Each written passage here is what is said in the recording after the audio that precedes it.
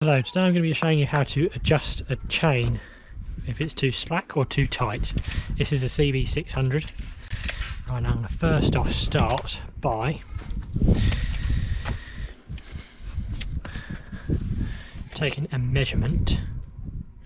So if you can see here, try to make sure you can see that part of my phone, because my phone can show you what you can see.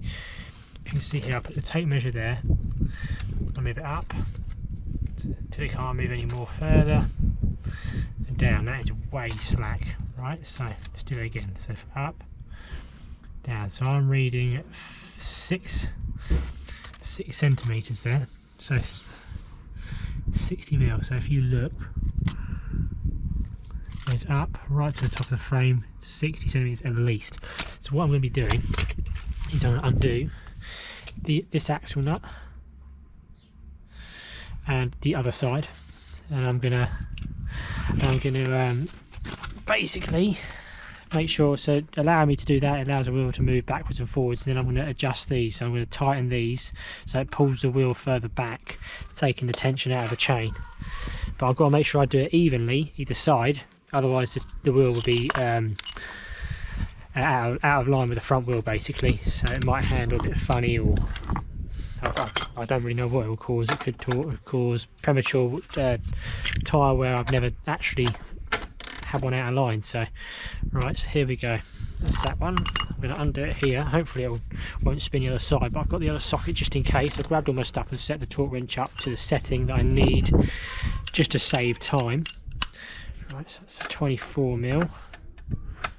Yep, 24, even though it's a 22, but never mind, that won't really matter too much. It doesn't strike out. If it does, I have to get a socket. No, it's holding. So you just spot me anyway. So, right, so undo that. So 22 and 27 is what the actual size is right now.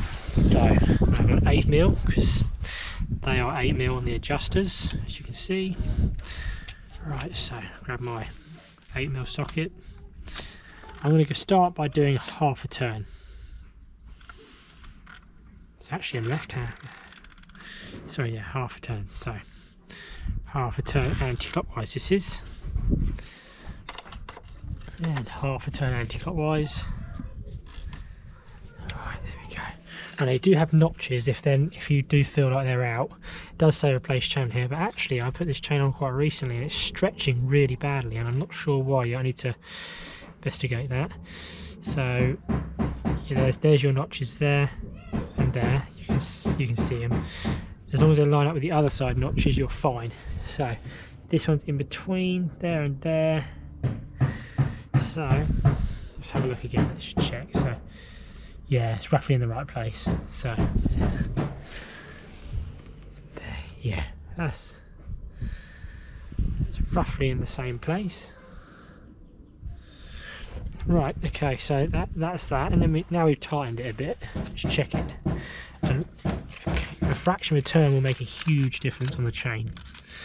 This has a leeway of 30 to 40 mil. So at the minute it's sitting way out still at 50 mil. So let's go some more. So one, there we go. So half a turn. Right, so half a turn. Let's check it again. You should actually sit on the bike and do it, people say, but I'm actually more of a firm believer to do it like this, because what I do anyway by default, which I find is good practice, is, see, that's 45, that's perfect. I'd rather be too loose than too tight, I'll tell you in a minute.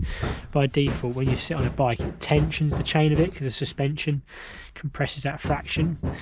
But by default I do it about half a centimetre slack, because I'd rather a chain too slack than too tight, because if it's too tight you end up wearing the bearings out in the gearbox and so on, whereas if it's too loose you just wear the chain out a fraction prematurely, but it shouldn't affect it. Right, so let's start by pinching this up,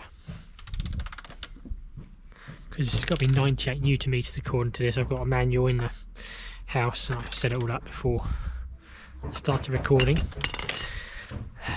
Right now,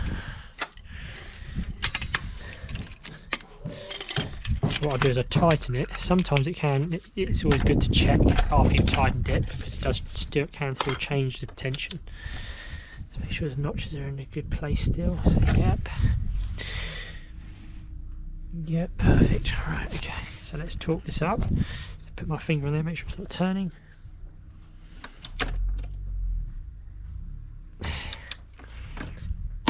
There we go.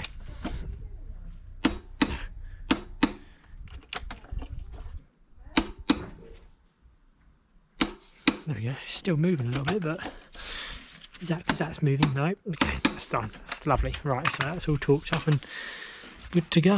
So let's check that again. Right, so what we do, grab a super tape measure. So there we go, 30 to 35. Yeah, so it's roughly in between 35 and 45. So that's what I'd like to be seeing it sit at. So that's that. It's a simple step by step on how you adjust the chain. Thank you for watching.